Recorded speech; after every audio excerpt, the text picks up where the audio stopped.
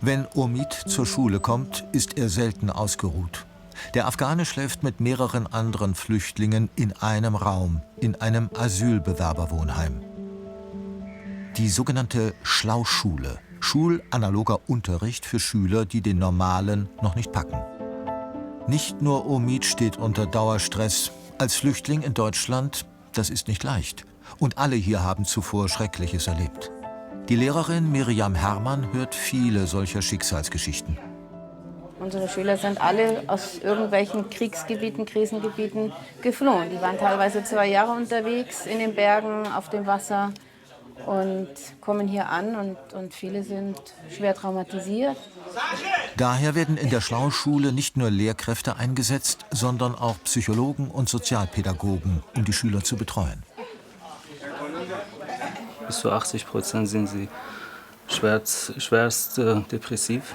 Also man merkt das auch in ihrem Alltag und ihrem Leben, wie sie zu wenig Antriebe haben und man muss sehr viel mithelfen. Und dann liegt die Schlauschule ausgerechnet mitten im Bahnhofsviertel. Schon oft mussten Lehrer mit ansehen, wie ihre Schüler von Polizisten angehalten und durchsucht wurden. Der 19-jährige Iraker Massoud hat es erlebt. Ich komme in die Schule, auf die Straße, die Kontrolle ist. Und die Polizei denken nicht, dass wir in die Schule kommen, die denken, dass wir nur auf die Straße etwas anders machen. Zudem ist es viel zu eng und laut. Die Räume sind eigentlich für Büros ausgelegt. Es gibt keinen Aufenthaltsraum, keine Möglichkeit für Einzelarbeiten. Umso glücklicher sind alle, dass die Schlauschule in ein neues Quartier umziehen konnte, im Münchner Süden, in diesen Neubau. Der Pausenraum, endlich Platz. Wo die Schüler früher auf 3 verschiedenen Standorten um den Bahnhof verteilt waren, sind sie nun alle zusammen. Rund 300 jugendliche Flüchtlinge. Kevin kommt aus Nigeria. Über Ghana, Marokko, Portugal und Italien floh er nach Deutschland, war monatelang unterwegs. Nun zeigt er uns die neue Schlauschule. Alles ist hell und offen gestaltet. Jedes Klassenzimmer hat separat noch ein Besprechungszimmer. Das ist Klasse Christella. Das ist auch ein Christopher. Ja. Da auch Unterricht. Hallo. Noch fehlen Möbel und Ausstattung. Doch das kommt noch, bezahlt mit Spenden von Sternstunden. Und hier ist unsere Bibliothek. Kevin hat in München seine Mutter wieder getroffen. Sie hatte Nigeria schon viel früher verlassen. Vor fast 15, 16 Jahren.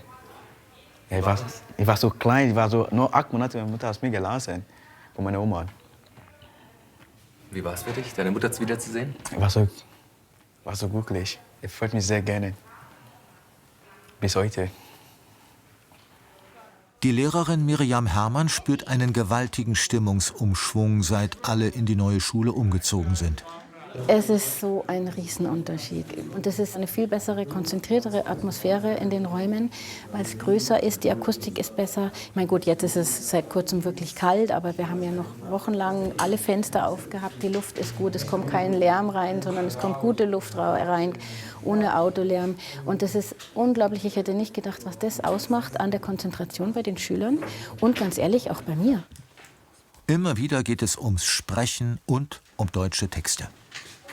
Was ist dein Hobby? Mein Hobby ist Fußball spielen. Oh. Kevin und seine Mitschüler träumen davon, die Mittelschule abzuschließen, vielleicht sogar die mittlere Reife. Für die Chance auf eine Lehrstelle, eine richtige Arbeit.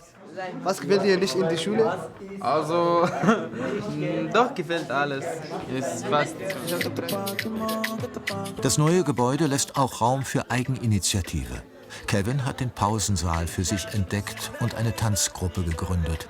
Gemeinsam mit einem Kumpel gibt er uns eine Kostprobe. Die Sterne sind mit einem Mal so nah.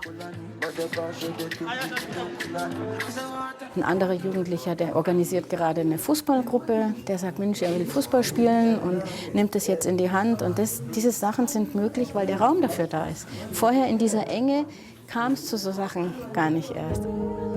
Diese Jugendlichen wollen mitmachen, ihre Talente und Fähigkeiten in der Gesellschaft einsetzen. Kevin hat schon Pläne für die Zeit nach der Schlauschule. Deutsche Bahn oder BMW, Da möchte er arbeiten. Energie und Engagement bringt er reichlich mit.